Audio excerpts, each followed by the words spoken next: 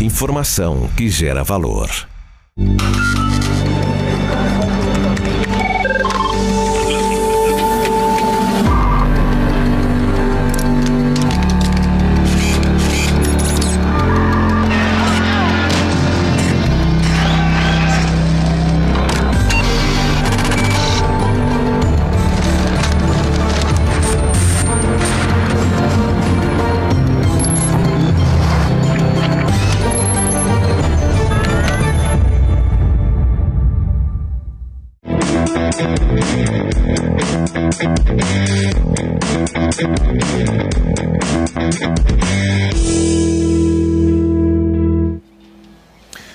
Olá, boa noite a todos e bem-vindos a mais um 90 Minutos aqui na BMC. Hoje é sexta-feira, dia 19 de maio de 2023 e estamos ao vivo como todas as noites, às 20 horas em ponto, para falar com vocês das principais notícias do dia de política nacional e internacional. E como sempre estou acompanhado aqui na redação da BMC, dos nossos comentaristas do 90 Minutos, a professora Daniela Alves. Muito boa noite, professora.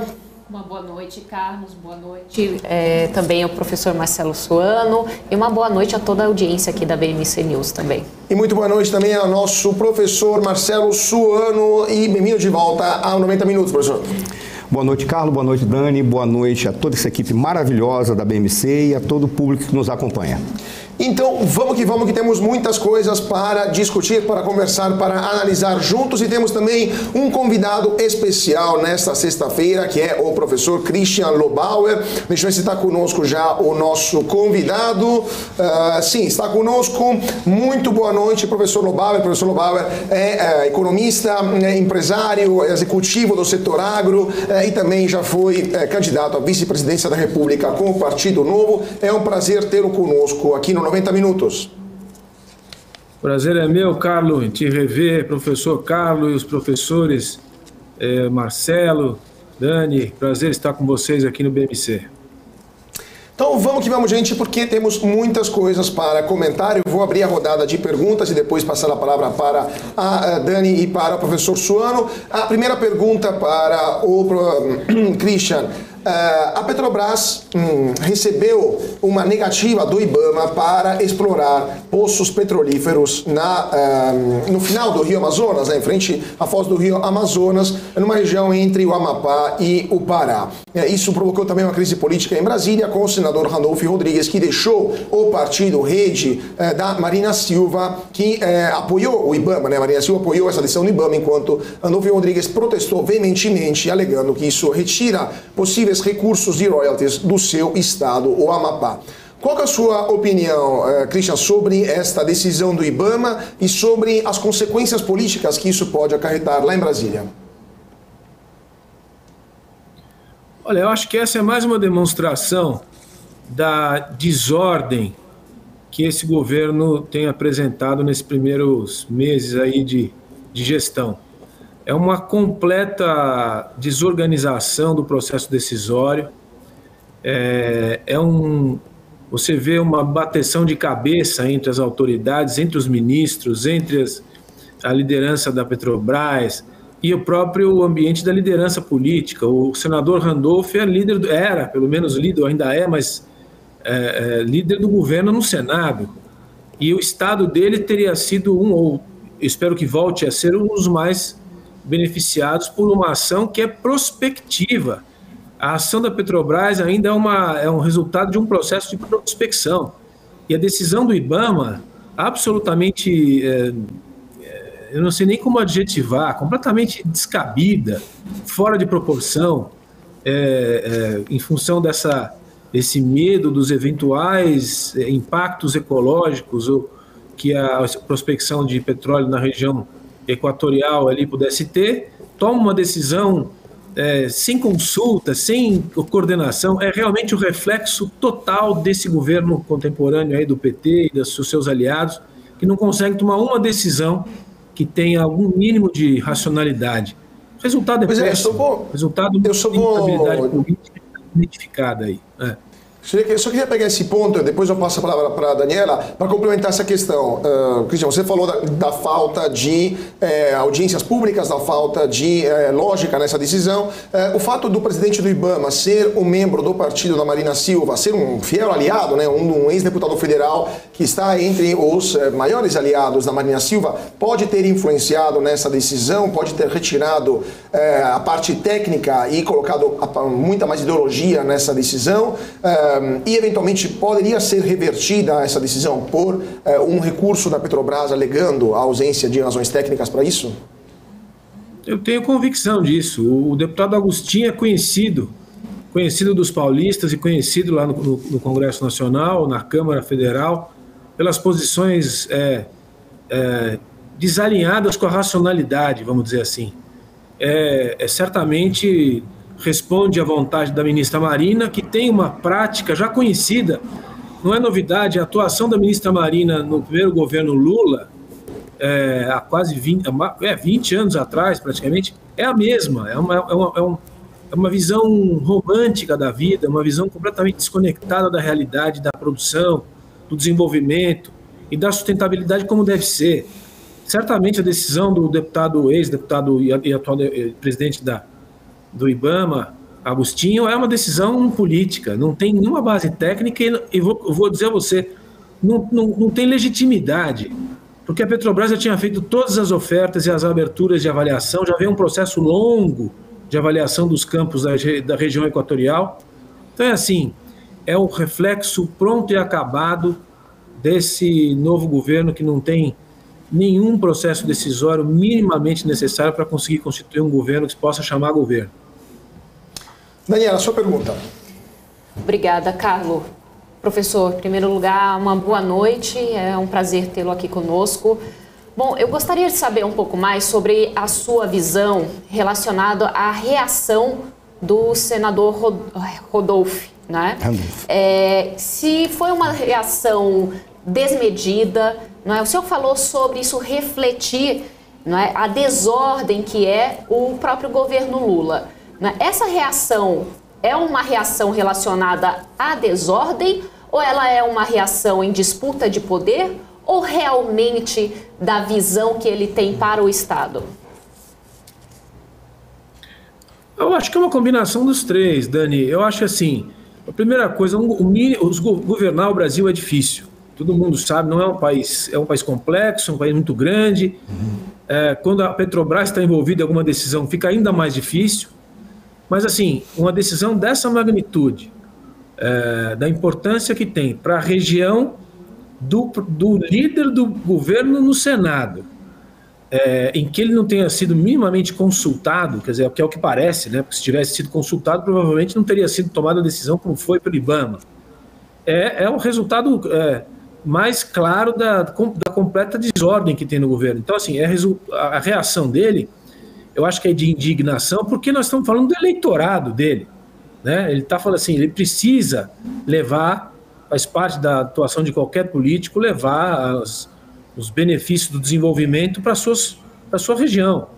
E o Amapá é uma região, vamos combinar que é uma região distante, depende muito do governo federal, depende de investimento. Sim. E a eventual descoberta de petróleo ou um eventual investimento de grande porte no Amapá muda completamente o desenvolvimento da região e, como consequência, se tiver identificado com a figura da liderança dele, permanece ele uma figura importante no Estado para alçar outras posições, governador, senador reeleito, seja lá o que for. É assim que funciona a política. Então, eu imagino a indignação dele, ainda mais dele que até anteontem era um dos homens fortes aí do front, vamos dizer assim, da tropa de choque do atual governo, né? Então você vê o tamanho da desordem da comunicação interna do governo atual.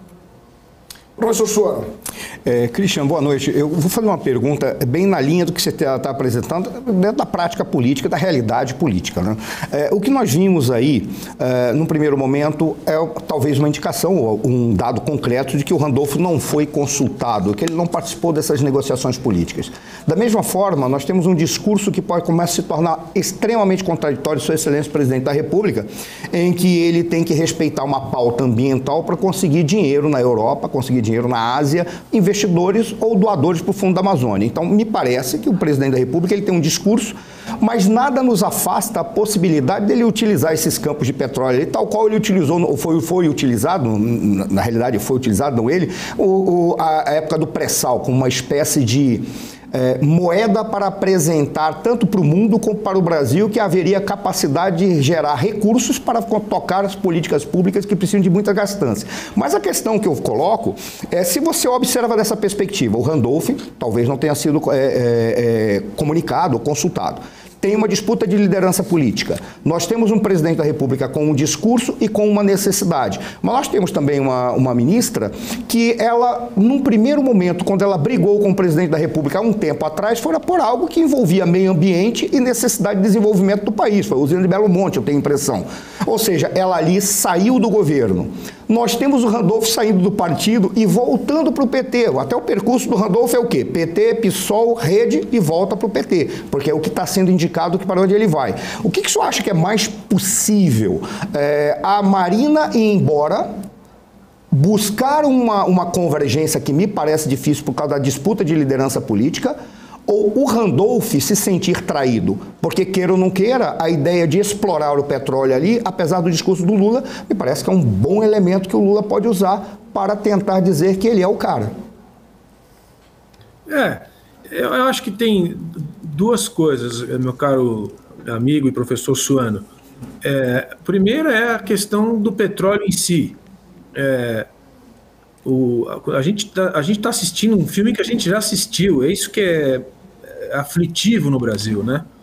A gente lembra no período primeiro mandato, segundo mandato do presidente Lula, segundo mandato, quando se identificou o pré-sal e mudou toda a política energética brasileira, todo o discurso ecológico e verde que tinha no começo mudou. Eu lembro do esforço que o presidente Lula fez para o etanol no primeiro mandato e depois o abandono da política do etanol em função do pré-sal, que foi um desastre que está até aí hoje, os efeitos do desastre do investimento que foi feito em etanol no primeiro mandato do governo Lula e depois do abandono em função dessa reversão para o petróleo. Então cabe ao presidente Lula, e é o que se disse durante todo esse tempo, né, que o presidente Lula tem essa capacidade de perceber as nuances e ter a sensibilidade de aproveitar as oportunidades. O petróleo no mundo inteiro ainda é essencial, e o professor Carlos conhece bem isso. Existem vários cálculos aí para dizer até quando vai o mundo do petróleo. Uns calculam em mais 50 anos, outros mais 100 anos. O Brasil tem encontrado petróleo tarde. Ele corre o risco de, se seguir esse tipo de política restritiva, quando ele estiver apto a realmente utilizar as benesses do petróleo, o mundo já vai ter virado a página do petróleo, porque é de uma infantilidade as decisões que são tomadas, que a gente fica em dúvida em saber se a gente vai perder também essa oportunidade de utilizar os recursos do ouro negro. Em relação ao Randolph, eu acho que ele não vai sair de governo, ele saiu do partido, mas não vai sair, ele vai continuar no governo, mas ele vai lutar dentro das estruturas e vai sobrar para o presidente da República e para essas lideranças mais importantes. Eu me refiro aqui a Gleisi, a Rui Costa, a Haddad, que são esses que estão disputando aí a ponta, né, da liderança do governo. Vai caber a esse concerto interno ver o que fazer com o Randolph e, como consequência, com o Amapá.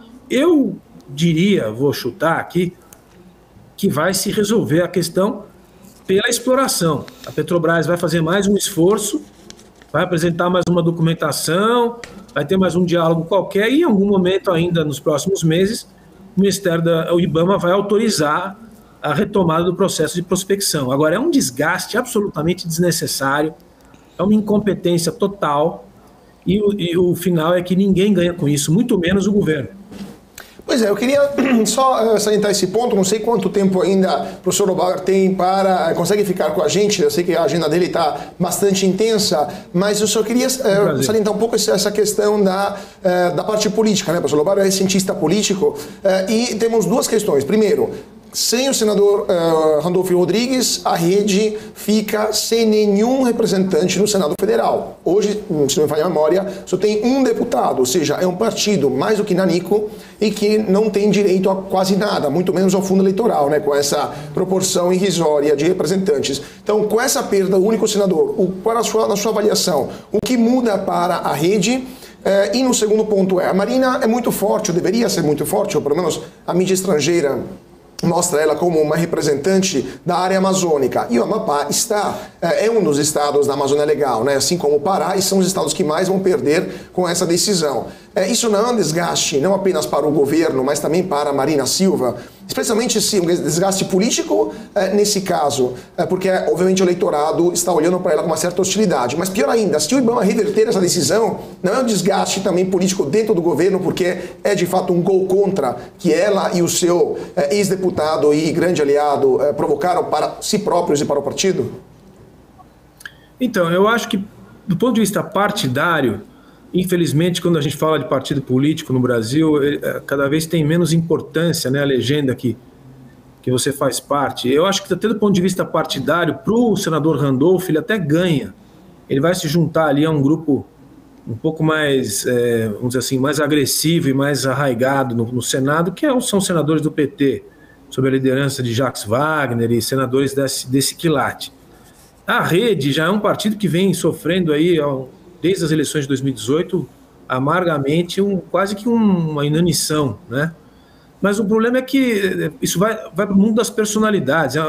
Como você disse bem, a Marina Silva é uma personalidade reconhecida internacionalmente, etc. O que a gente percebe é que ela não mudou nada.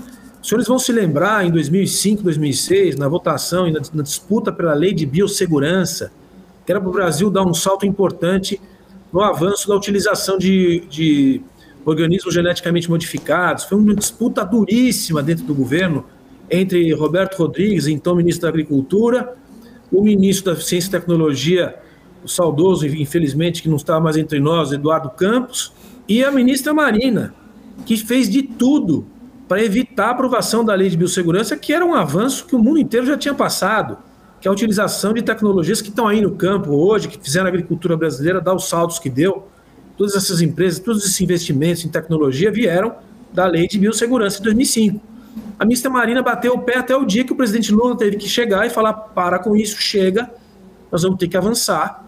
E aí impôs-se a vontade do Eduardo Campos, que foi o mediador dessa conversa. Eu acho que é a mesma coisa.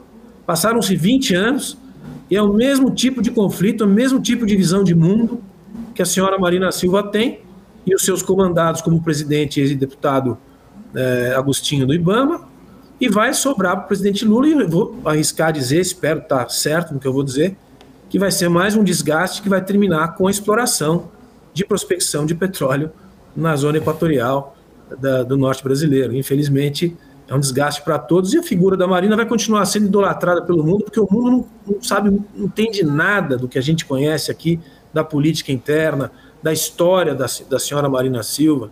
Ela se transformou numa figura emblemática, né, quase que num arquétipo de defesa do planeta, e é isso que a mantém, que dá o status que ela tem hoje. Pois é, o mundo não lê a mídia brasileira, né? Lê a mídia internacional, mas não lê a mídia feita aqui, nem fala muitas vezes com os cidadãos brasileiros. Professora Daniela, sua pergunta. Professor, a Marina Silva, nos últimos tempos, ela vem focando bastante no Fundo Amazônia, né? E, aliás, o Fundo Amazônia, ele foi bastante criticado no governo passado, tanto que foi até extinto, justamente porque não se tinha mecanismos para controlar efetivamente se os projetos que eram financiados por este Fundo Amazônia realmente tinham repercussão, não é? E se realmente eram implementados alguma coisa, ou seja, não existia um monitoramento e avaliação daqueles projetos que eram financiados, se eram financiados alguma coisa efetivamente, não é?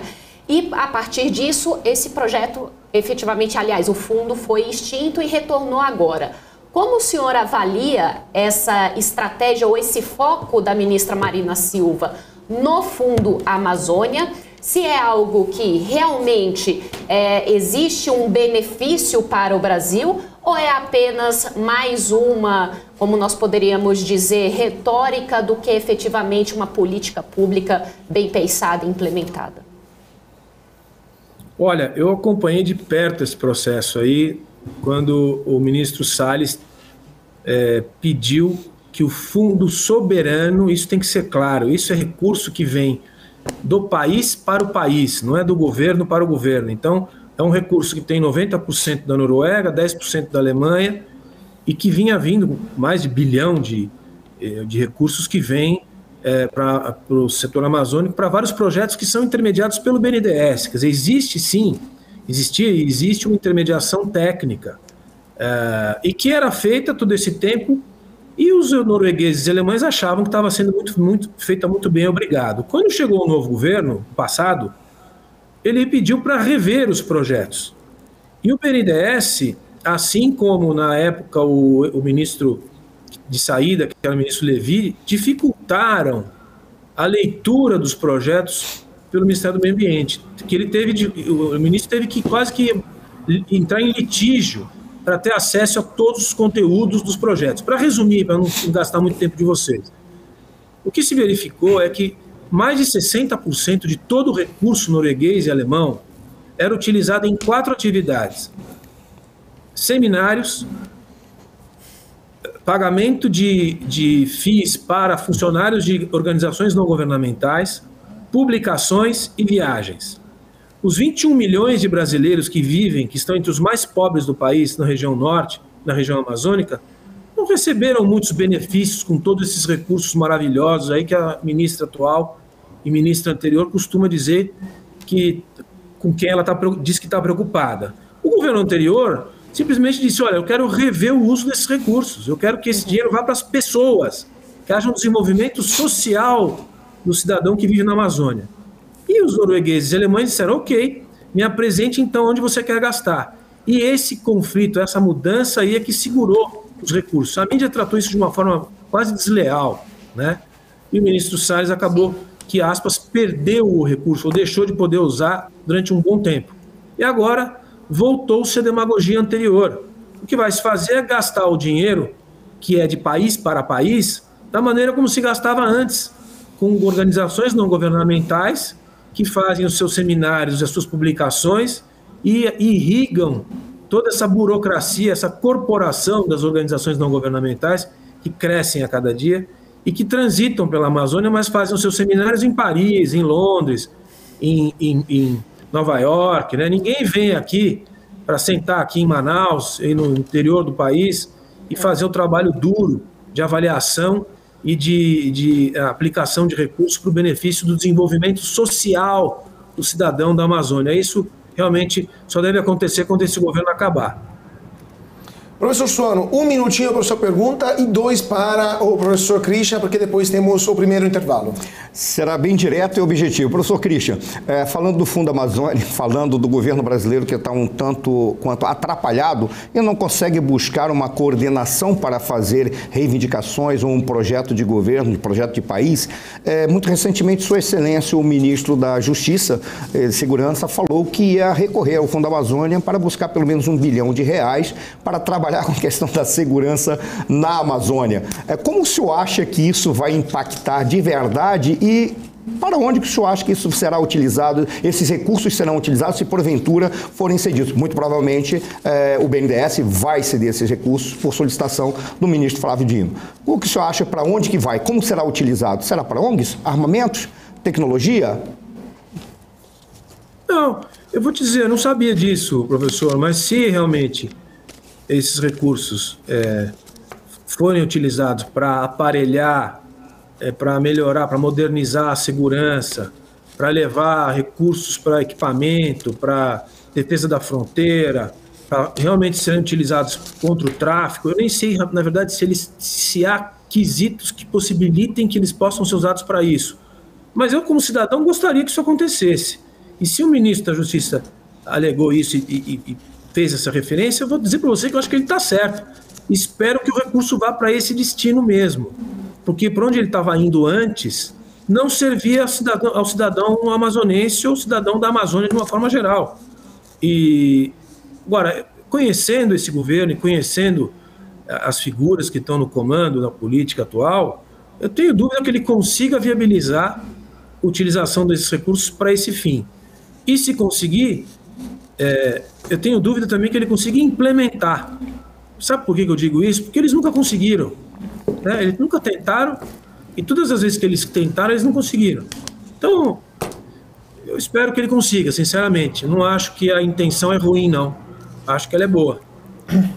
Vamos ver se isso vai acontecer. Eu queria agradecer muitíssimo o professor Christian Lobauer. Não sei se ele consegue ficar mais um pouco conosco, senão eu agradeço muitíssimo a participação no nosso 90 Minutos desta sexta-feira. Muito obrigado por sua presença hoje conosco. Obrigado, professor Carlos, professor Suano, professora Dani, pelo convite. Parabéns a vocês aí pela programação. Sucesso. Muita audiência, eu vou ter que sair, mas quando for útil a vocês, contem comigo. Muito obrigado. Muito obrigado, professor Lobauer. E vamos então para um rápido intervalo e voltamos já já. 2 minutinhos, não saia daí.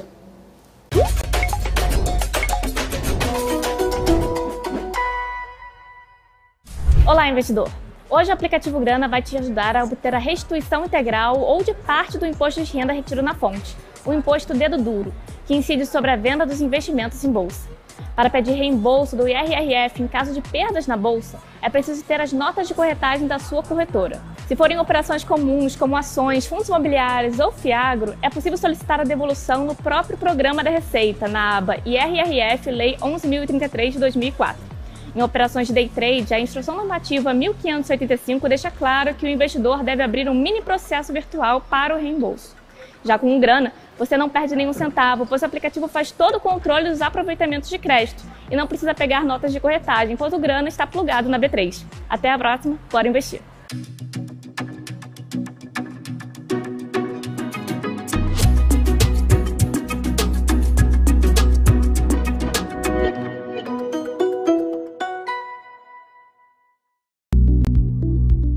Quer saber um pouco mais sobre as principais companhias de capital aberto do mercado brasileiro e conversar diretamente com os executivos dessas empresas? O BMC Business é o lugar certo, toda terça-feira a partir das 18 horas, aqui na BMC News.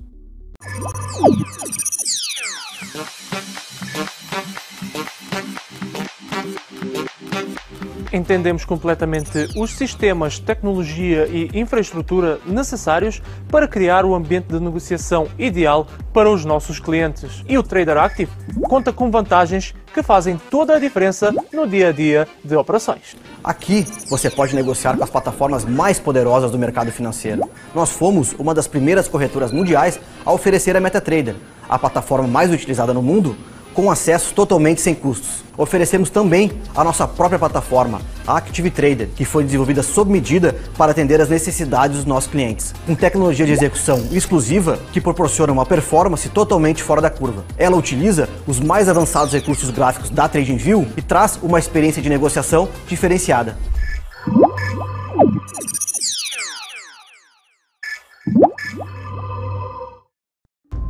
Já pensou se não existisse essa pergunta? Teríamos cavalos mais rápidos? Mais telefones? A Vortex pensou e criou a primeira plataforma digital para o back-office do mercado de capitais. Tecnologia para o que sempre foi analógico. Hoje, temos mais de $500 bilhão em ativos em 3 frentes integradas. Ir além é descomplicar o mercado de capitais todos os dias. Vortex. Beyond.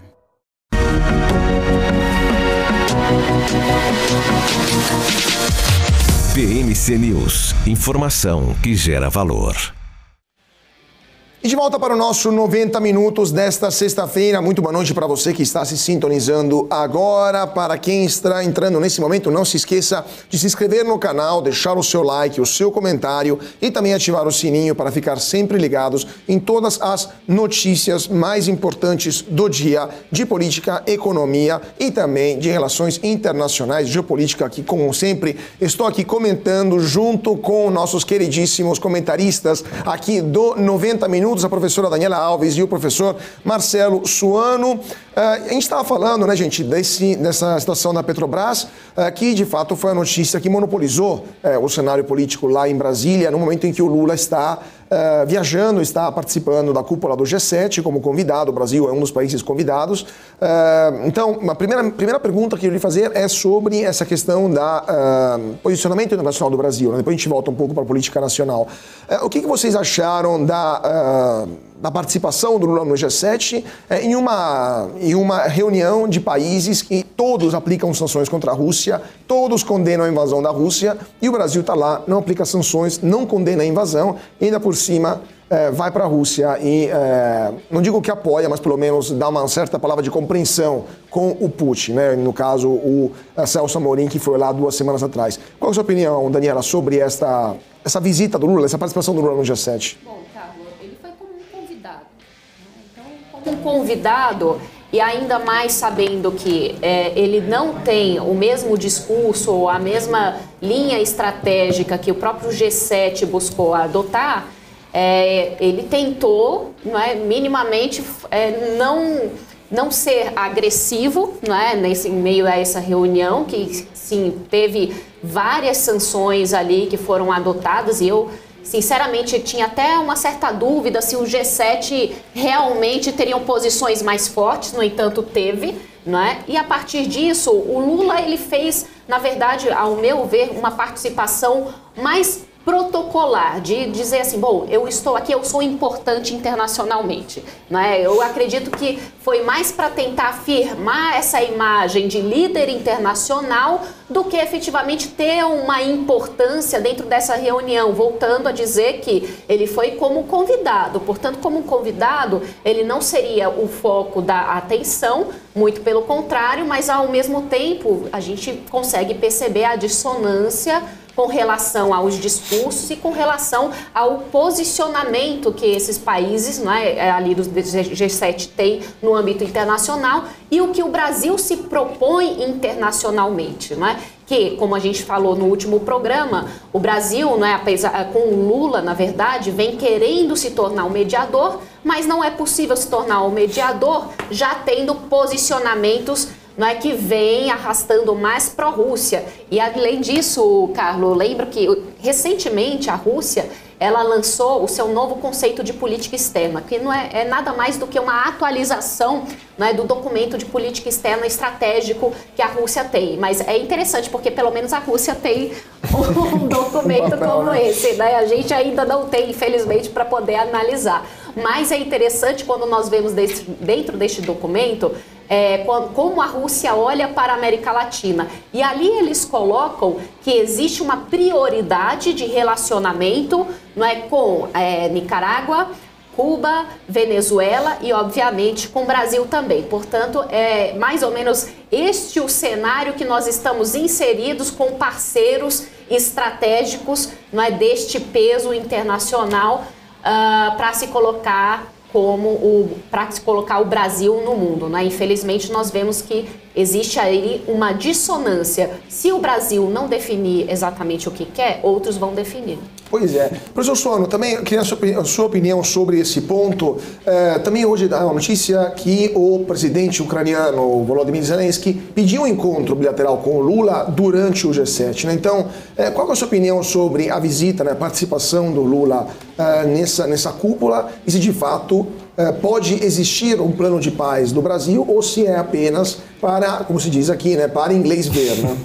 É uma expressão muito curiosa e muito interessante. Eu agradeço a Daniela ter feito essa exposição porque ela facilitou 90% do meu trabalho. Eu vou acrescentar algumas coisas que eu acho relevantes. A primeira coisa, o Lula foi lá, da minha perspectiva, Sua Excelência, o nosso presidente da República, ele foi lá mais preocupado para fazer o marketing pessoal. Como a Daniela falou, ele foi lá como um convidado.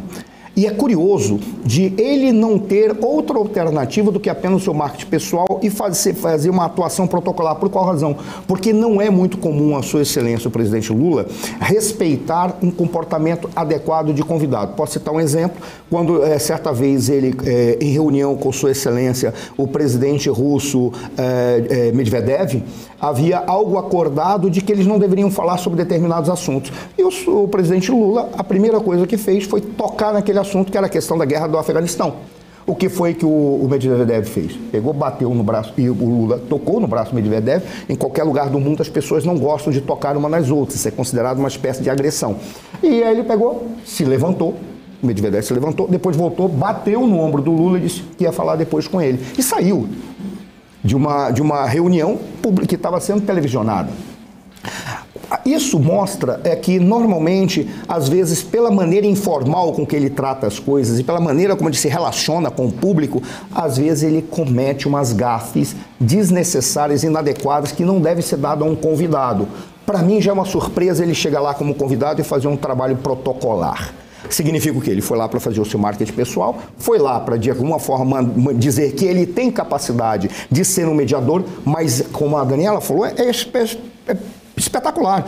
Como pode ser o mediador alguém que já tomou parte? É quase a situação que aconteceu em 2009, não em Honduras, em que o Brasil poderia ter sido um mediador, mas o Brasil era parte, porque quando ele recebeu o Zelaya na embaixada, ali ele disse, não, nós estamos cedendo aqui um asilo diplomático, mas não era um asilo diplomático, porque acabou tomando um posicionamento pró-Zelaya, não poderia ser um mediador. Perdeu ali a capacidade de mediação com a Colômbia, que teve um problema e os colombianos foram até a Argentina pedir por Kirchner, para que ele se tornasse um mediador, ou seja, ele está perdendo a capacidade. Só para encerrar, quando o Zelensky vai e solicita uma reunião com Lula, por que ele solicita? Ele quer esclarecimentos do Lula porque tomou parte na questão da Rússia. Agora, que tipo de mediador é esse? Qual é a conclusão que se chega? Não haverá um grande desenvolvimento. Em síntese, ele vai fazer as reuniões, ele vai se apresentar, vai fazer o marketing pessoal, mas de resultado concreto não tem como, porque ele está mostrando incapacidade de ser mediador, porque ele toma parte. Além disso, não existe um plano. Pois é, essa questão, né? Não existe um plano brasileiro. Se falou muito nesse plano, mas o próprio ministro das Relações Exteriores da Rússia, o Lavrov, já disse, não, estamos até interessados no plano se tivesse alguma coisa concreta na mesa. Então, de fato, um plano que não existe, né? Mas antes de encerrar esse ponto, eu queria voltar para a Daniela falando de outra questão. O Brasil foi para o Japão, né, na figura do ministro Haddad, para perorar a causa da Argentina, né? Foi lá para pedir para os americanos fazer pressão no Fundo Monetário Internacional e pedir que o fundo liberasse mais dinheiro para a Argentina. Ou seja, o Brasil foi para uma reunião internacional para defender interesses de outro país que não é o Brasil. Qual é a sua opinião sobre isso? Se de fato faz sentido para o Brasil, que tem uma série de problemas em casa, usar esse espaço, esse tempo, essa ocasião para defender interesses de um país vizinho? É complicado, não é, Carlo? Porque, como você bem mesmo falou, nós já temos problemas complexos que precisam ser tratados, não é? A partir disso, acordos internacionais, questões de fundos internacionais que também são negociados, que precisam ser negociados. Aí, quando o ministro Haddad ele se coloca como um porta-voz do governo argentino, eu acredito que esse é um ponto perigoso, não é? Porque a partir dessa reunião, não é, der errado com a Argentina, não é, se pode colocar e recair para o Brasil determinadas repercussões. Portanto, eu vejo que é desnecessário, que não deveria ser feito dessa forma, não é, a não ser que, não é, a própria Argentina solicitasse dentro de um foro, formalmente, para que isso ocorresse, mas a partir disso seria necessário todo um trâmite, não é? Você bem sabe como funciona a diplomacia, que ela não é fácil, que ela é bem burocrática, não é? E ela é burocrática justamente para evitar problemas, porque nós sabemos que uma palavra errada, não é? Uma vírgula errada pode colocar um país em uma situação extremamente delicada. E nós estamos vivendo uma conjuntura internacional que não é uma conjuntura fácil, e todos os passos, quando nós vamos fazer negociações internacionais, eles precisam ser muito bem pensados. Mas não é o papel do Brasil negociar para a Argentina. A Argentina, ela tem condições e precisa andar com seus próprios pés. Agora, se querem fazer parceria com o Brasil, que façam a partir de mecanismos oficiais, mas que não coloquem o Brasil ou o ministro Haddad como um menino de recados, vamos dizer assim. Professor Suano, sua opinião sobre essa questão do Haddad pedindo dinheiro para los hermanos? Totalmente inadequado, mas isso demonstra um tique nervoso do atual governo, que ao invés de tratar das questões que dizem respeito à política externa brasileira, aos interesses do Brasil, estão preocupados em fazer uma costura com aliados. Estão mais preocupados em trazer aliados do que resolver o problema interno do nosso país, que está muito confuso. Ao ponto de, e olha que coisa curiosa, nós estamos vivendo uma crise com a questão ambiental e desenvolvimento, no caso, Minas e Energia, mas que envolve o desenvolvimento do país. Curiosamente, a Argentina trouxe esse problema para a gente há um tempo atrás, quando Sua Excelência o presidente Lula foi lá. O que ele falou? Nós vamos emprestar dinheiro do BNDES para fazer um gasoduto que sai de uma região da Vaca Muerta, onde tem gás, que nós vamos explorar esse gás por intermédio de fracking. O que é isso? É um dos sistemas de exploração mais ambientais que existe. Ou seja, emprestar para lá. A Marina Silva ficou calada, mas ali já se estava trazendo um problema que a gente está dizendo, como é que não se vai falar nada que vai emprestar dinheiro do Brasil para trazer algo que é poluente ou ambientalmente não sustentável, inadequado, e no entanto ela está reclamando agora da questão da exploração do petróleo lá no Amapá. É o problema que ele está trazendo. Aí vai o Brasil lá, como porta-voz da Argentina, para pedir dinheiro para a Argentina, ao invés de estar preocupado com isso. E olha que coisa, só para encerrar, quando você trouxe a questão das alianças da Rússia, olha como a Rússia está pensando. Cuba, Nicarágua, Venezuela. Ela olha para o Brasil? Ela não olha para o Brasil. Ela vê que o Brasil está aberto para fazer qualquer negócio. É esse que é o problema, porque a Rússia está pensando geoestrategicamente. Sim. Os pontos da Rússia são aqueles que são antagônicos aos Estados Unidos. É quase um sinal para dizer, Sua Excelência, o presidente Lula, está dando um tiro no pé, porque ele está demonstrando para o mundo que ele faz parte de um pensamento geoestratégico antagônico aos Estados Unidos. E a nós nós não temos o direito de sermos antagônicos, nem aos Estados Unidos, nem à Rússia, nem à China, nem à Europa, nem à Ásia, nem à África. Nós temos o mundo inteiro correndo do nosso sangue e capacidade de negociar e enriquecer com todos eles. Agora, é assustador, né, que a Rússia, ela parece ter uma política externa mais transparente do que o próprio Brasil, porque, como a gente estava falando aqui, lá eles têm um documento, né, que se coloca o conceito da política externa e eles elaboram passo a passo qual é o pensamento estratégico internacional da Rússia, como eles interpretam o cenário internacional, quais são os parceiros estratégicos e mais, como eles vão implementar essa estratégia da política externa. Nós não temos um documento sequer que mostre, nem o plano de governo, porque o plano de governo não tem nem a área de relações internacionais, né? Nada, nós não temos existe nem plano de governo, né? Não tem sequer um plano de governo. É verdade. Falando nisso, só um comentário rápido, que temos mais 5 minutinhos para cada um. O governo também está levando adiante a nomeação dos embaixadores, né? E também o Senado está começando a sabatinar os representantes brasileiros para os principais cargos no exterior. O que vocês acham desse trâmite, que é natural, né? Todo governo faz isso normalmente. O governo tem os policy systems, que se fala em inglês, ou seja, vai substituindo os embaixadores nos lugares mais importantes. Mas o que vocês esperam desses embaixadores? Uma nomeação de cargos técnicos, na melhor tradição do Itamaraty, nomear pessoas com uma carreira extensa, né, e bastante profunda diplomática, ou vocês esperam uma ingerência política também na nomeação dos representantes brasileiros nas principais embaixadas do mundo? Daniela e depois o professor Marcelo. Carlos, pelo que nós estamos observando, eles vão fazer uma fusão, né, digamos assim, entre aqueles diplomatas que já são reconhecidos, mas que tenham um alinhamento com o governo. Não é? Isso é mandatário ali para o Lula, para o governo petista. Não é? Claro que eles não deixariam o governo, não é? Aliás, as embaixadas serem comandadas por embaixadores que não estariam, como posso dizer, mais explicitamente voltados para uma visão mais à esquerda. Portanto, nós vemos que essas escolhas elas estarão analisando não só o histórico, mas especialmente o posicionamento político, porque o que este governo quer, né, é que a sua visão ideológica seja colocada como prioridade, não é? A gente não tem, na verdade, um planejamento de Estado para as relações internacionais, mas nós temos prioridades ideológicas. Portanto, eu acredito que este vai ser o ponto principal para a escolha de todas essas embaixadas. Professor Marcelo. Carlos, eu vou muito direto ao ponto.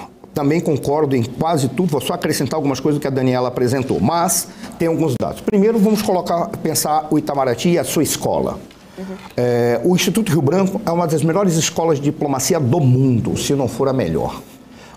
Um profissional formado no Itamaraty, ele é apto a fazer diplomacia, a fazer planejamento estratégico, ele é apto a se tornar ministro, ele é apto a fazer qualquer atividade.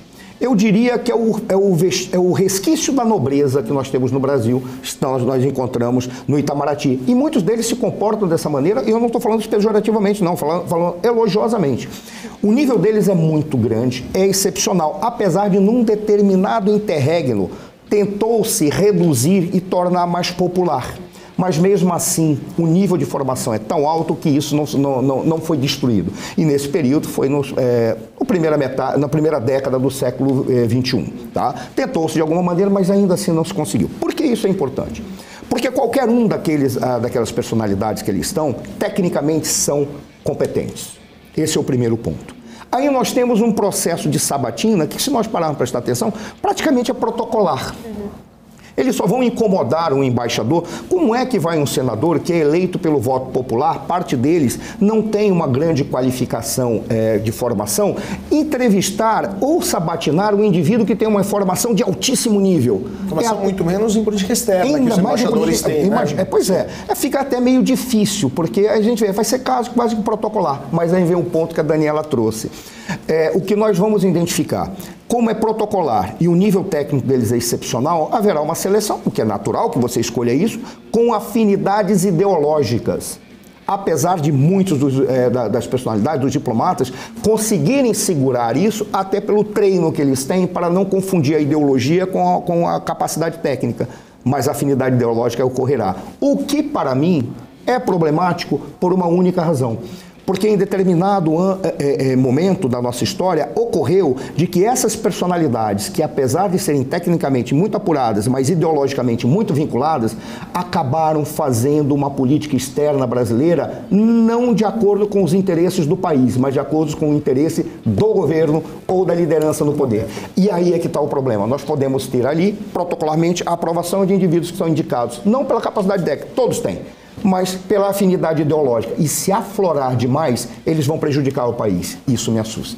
Vamos falar um pouquinho agora de política externa, ou melhor, de política internacional, né? Deixando um pouco o Brasil e a América do Sul. Queria falar um pouco da situação nos Estados Unidos, porque acabou de chegar aqui a notícia que o governador da Califórnia vai concorrer vai disputar com o Donald Trump a vaga republicana, né, para as eleições de 2024, né? O Ron DeSantis, que é um expoente... Da Flórida, governador da Flórida. Estou lendo aqui agora a notícia da governador da Flórida, Ron DeSantis, vai disputar com Trump a vaga republicana para a eleição de 2024, né? O que vocês acham desta novidade? Porque de fato era algo que se imaginava poderia acontecer, mas de fato agora tem a chanceler, que vai ter uma disputa dentro do Partido Republicano. Quem dos dois vocês acham que pode levar esta nomeação e qual poderia ser a mudança dentro do Partido Republicano? Professor Daniela e depois o professor Marcelo. Eu acho que eu vou deixar que o Marcelo está acompanhando de perto. Então, até perfeito. Tanto que quando falou do DeSantis, eu estava esperando até, por que o cara da Califórnia vai disputar? Sim, mas tudo a gente espera, ainda mais nesse mundo contemporâneo. É interessante que, primeiro, vamos pegar Sua Excelência, o presidente Trump. Ele nunca foi republicano. Ele caiu no Partido Republicano por uma necessidade do Partido Republicano e por uma conveniência dele. No entanto, ele expressou durante muito tempo o ideário republicano de uma forma correta, incluindo aquele America First. Ora, quando você fala aquele America First, o que ele estava querendo dizer? Aquilo que os republicanos sempre fazem. Eles voltam para os interesses nacionais, concretamente, e evitam participar de questões multilaterais, porque as questões multilaterais te obrigam a você ser signatário de acordos, tratados, o que quer que seja, que obriga que os Estados Unidos se submetam a isso. Tanto que o Trump acabou apontando que ele ia se retirar de vários organismos multilaterais. Ora, o Trump, ele espelha, sim, um conjunto de ideais norte-americanos explícitos do Partido Republicano, mas ninguém faz isso melhor que o Ron DeSantis. O Ron DeSantis, não. Ele é republicano, Ele é conservador, ele defende os valores conservadores norte-americanos, ele defende a política republicana, ele defende os interesses nacionais republicanos e ele é uma liderança jovem que está apontando para o futuro e os republicanos veem nele uma saída. Vai ser um embate muito grande. A diferença é que o Trump, pela estratégia de vitimização, porque quando você observa, tudo é feito para perseguir o Trump.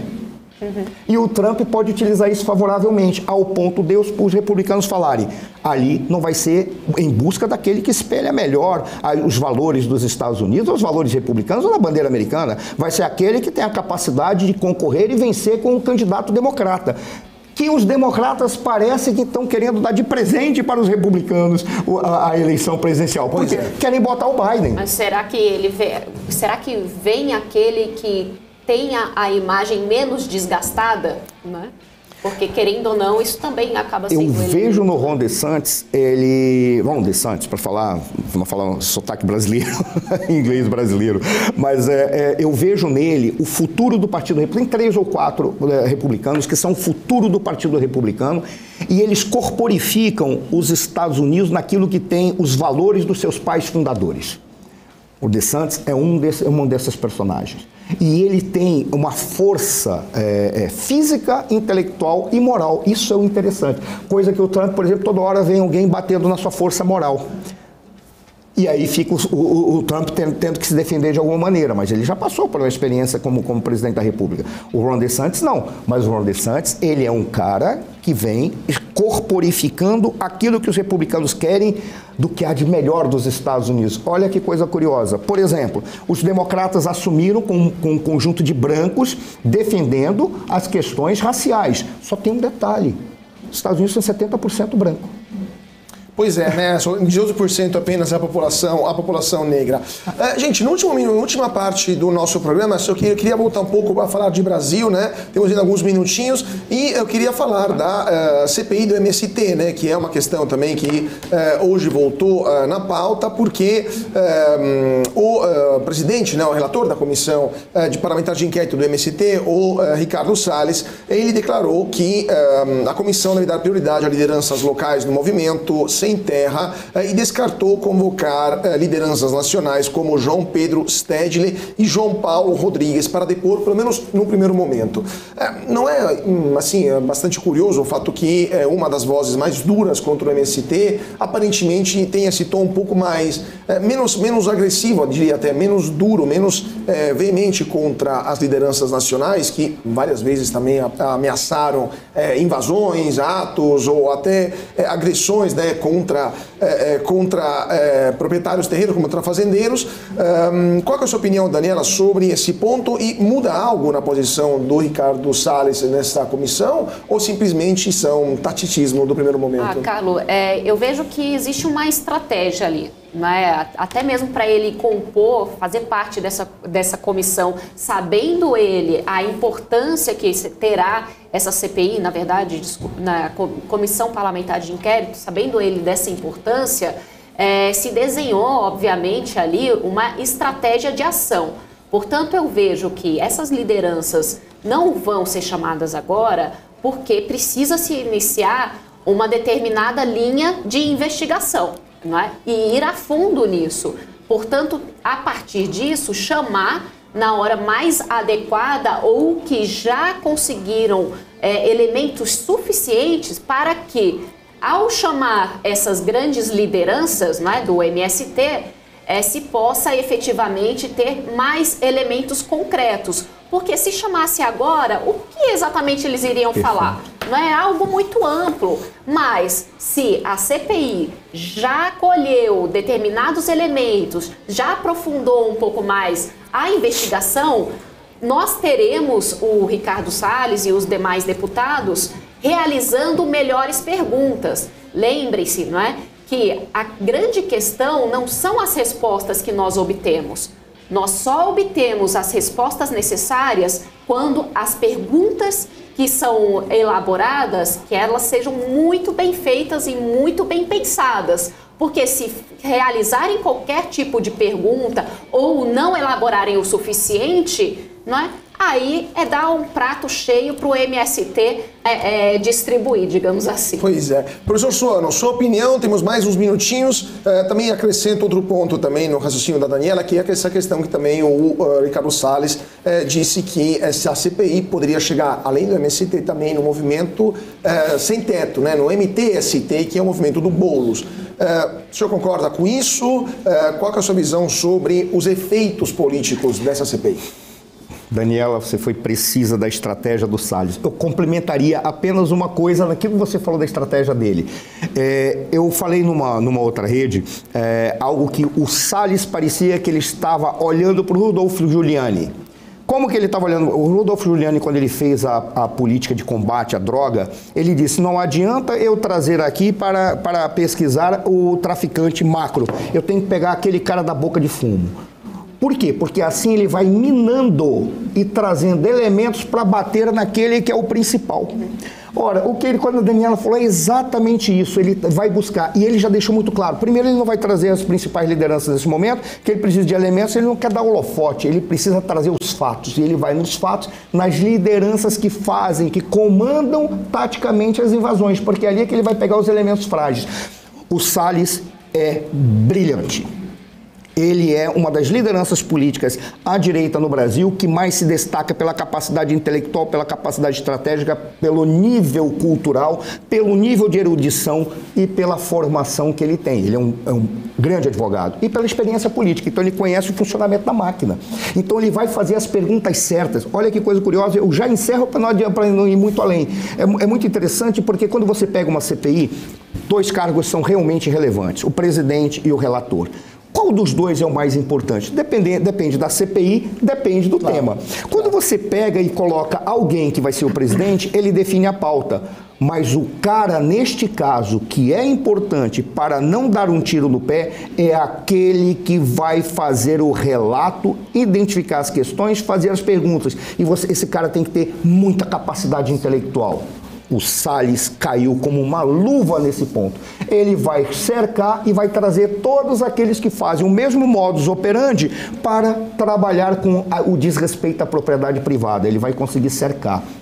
O Salles é brilhante nessa estratégia que ele está dizendo, tal qual a professora Daniela apresentou. Eu tenho fé de que vai trazer alguma coisa, independentemente do resultado. Vamos ver então como isso vai se desenrolar, né? Porque teremos muitos outros programas para analisar, né? Para tratar sobre esta e outras CPIs que estão rolando lá em Brasília. Tem a CPI do 8 de janeiro também. Temos outras comissões parlamentares de inquérito também que serão pauta aqui no 90 Minutos. Mas infelizmente por hoje nosso tempo acabou de se esgotar. Eu queria agradecer muitíssimo nossos comentaristas desta sexta-feira, a professora Daniela Alves por sua participação, o professor Marcelo Suano, muito obrigado a ambos por sua presença aqui conosco como todas as noites e muito obrigado a você que está seguindo a gente aqui na BMC. Não se esqueça de se inscrever no canal, deixar o seu like, o seu comentário e claro, compartilhar esse vídeo com seus amigos que gostam de ficar sempre muito bem informado sobre todas as notícias de política, economia e também de relações internacionais. Mais uma vez, muito obrigado a todos pela atenção, uma ótima noite e até amanhã.